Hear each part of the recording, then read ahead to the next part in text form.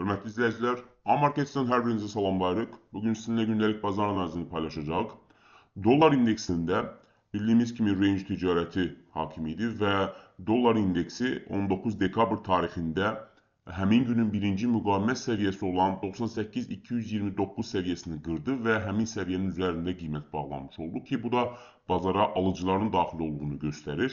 Bugün içərisində dollar indeksi bugünün birinci dəstək səviyyəsi olan 98,128 səviyyəsini qırıb bu səviyyənin altında ticarət edilməzsə, biz dollar indeksinin yüksəlişin davam edəcəyini söyləyə bilərik. Xüsusilə bu həftə eyni zamanda Amerikadan ümumi daxili məhsul açıqlanacaq. Belə ki, 3-cü rüb üçün ümumi daxili məhsulun 3,2% artacağı proqnoz edilir. Əgər nəticələr gözləntinin altında qalarsa, bu dollar indeksinə neqativ təsir edə bilər.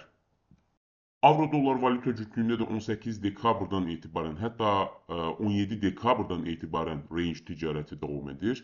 Belə ki, avro-dollar valyuta cütlüyünə birinci dəstək səviyyəsinin altında bağlanıb. Baxmayaraq ki, 17 dekabrda həmin səviyyənin altını test edib, yəni birinci dəstək səviyyəsini test edib, amma onun altına bağlanmayıb. Və 18 dekabrda da range içərisində qalıb, birinci müqavimət səviyyəsi və birinci dəstək səviyyəsi. Həmçinin 19 dekabrda da eyni vəziyyət müşahidə edilir. Belə ki, birinci dəstək səviyyəsi və birinci müqavimət səviyyəsinin arasında ticarət edilib.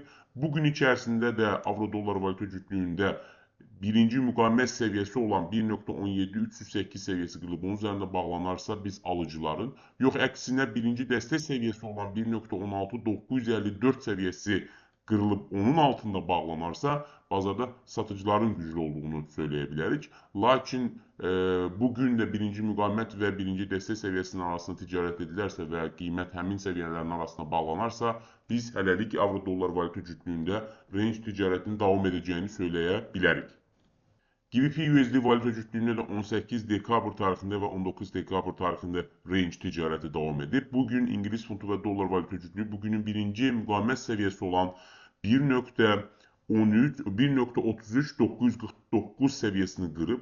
Əgər qiymət bu səviyyənin üzərində bağlanarsa, biz İngilis funtu və dollar valyuta cütlüyündə yüksəlişin davam edəcəyini söyləyə bilərik.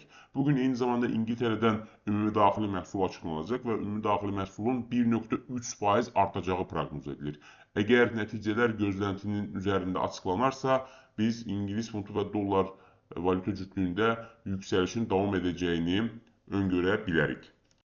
Qızılda isə 18 dekabrda bizim sistemimiz alış siqnalı vermişdi və bunu bir öncəki videomuzda qeyd etmişdik. Belə ki, 18 dekabrda qızıl həmin günün birinci dəstək səviyyəsi olan 4333 dollar səviyyəsini qırmışdı və qiymət həmin səviyyənin üzərində bağlanmışdı və qızıl həmin tarixdən etibarən yalnız birinci dəstək səviyyələrin üzərində ticarət edildi və bugün böyük bir yüksəlişlə Asiya sessiyası açıldığı vaxt böyük bir yüksəlişlə davam edib və bugün içərisində də nə qədər ki qızıl bugünün birinci dəstək səviyyəsi olan 4313 dollar səviyyəsini qırıb onun altına bağlanmazsa, biz qızılda yüksəlişin davam edəcəyini söyləyə bilərik.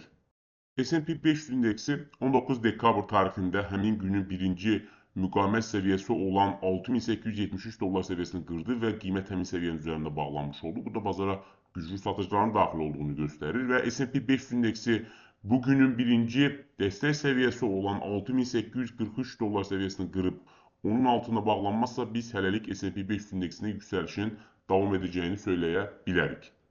Hörmətli izləyicilər, gün ərzində sizə çatdıracağımız xəbərlər bu qədər. Sizə uğurlu ticarət arzulayırıq. Sağ olun.